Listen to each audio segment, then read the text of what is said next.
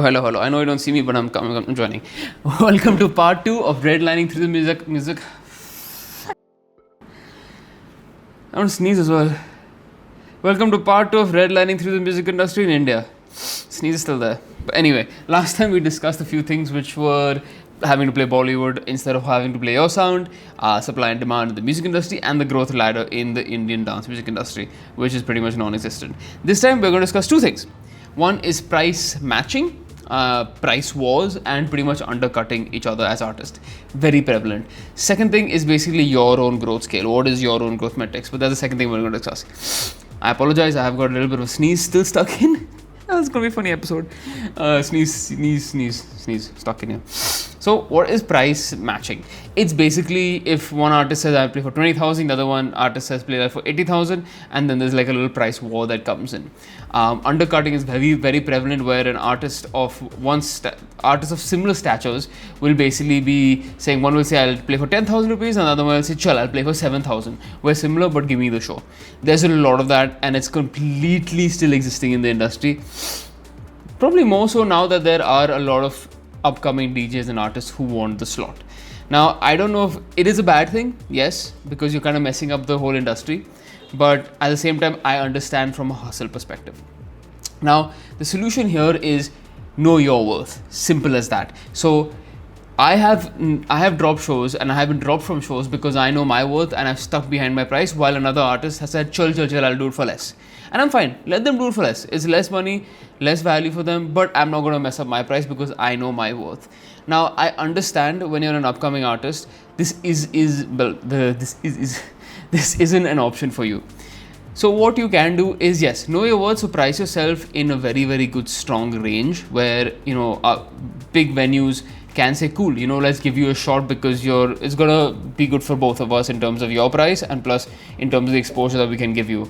Now, I get it, if you're an upcoming artist with restaurants, pubs and bars, all these guys will want you for less to play for a lot longer, a lot more. This opportunity is more for, if you want to play in the restaurant, pubs and bars, that opportunity is more for your financial growth. You're not really going to grow as an artist unless you're very smart with your content there. But, as I said, the solution here is know your worth.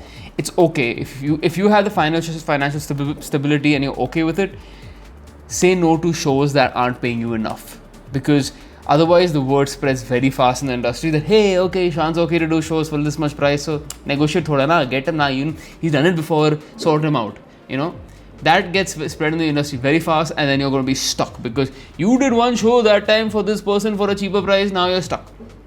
So know your worth.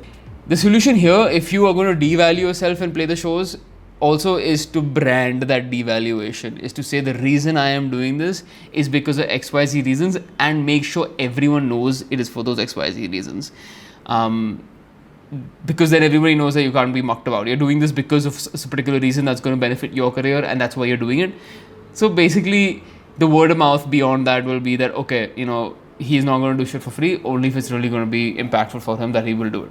So know your worth, brand your devaluation if that makes any sense, and also value yourself very smartly. Don't overshoot your value.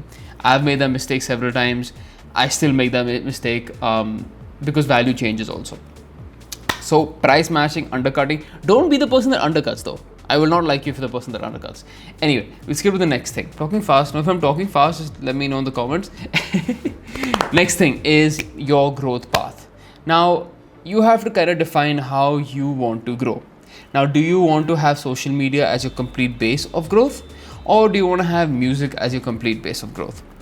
Now, there are several artists in India who have taken the music route and are focusing heavily on producing good music and attacking labels internationally. Now, that is good if you have the time, if you have the money.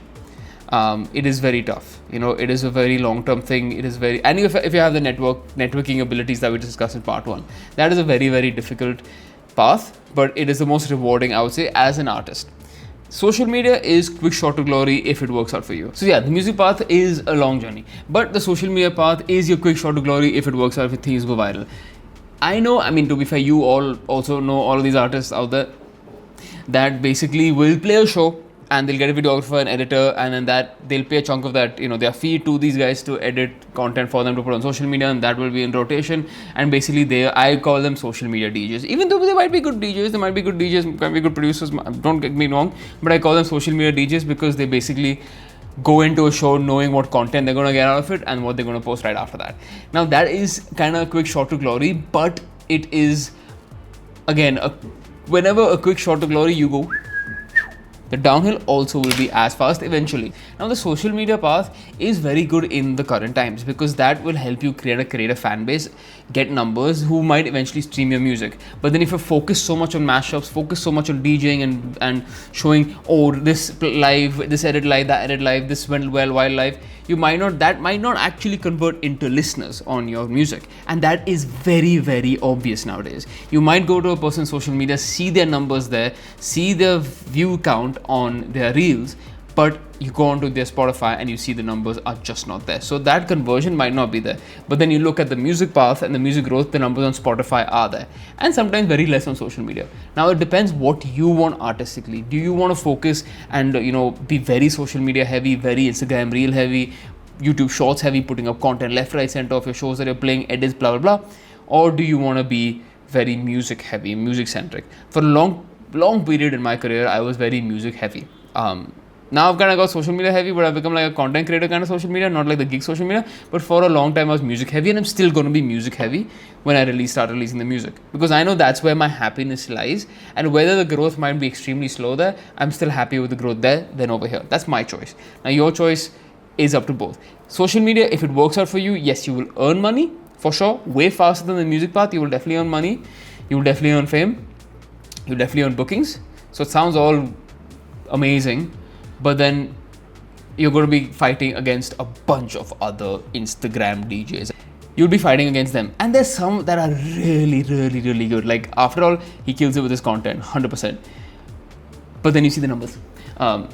Some of them are really, really, really good. And props to them, super good credit to them. But that's their focus. So you need to know what your focus is.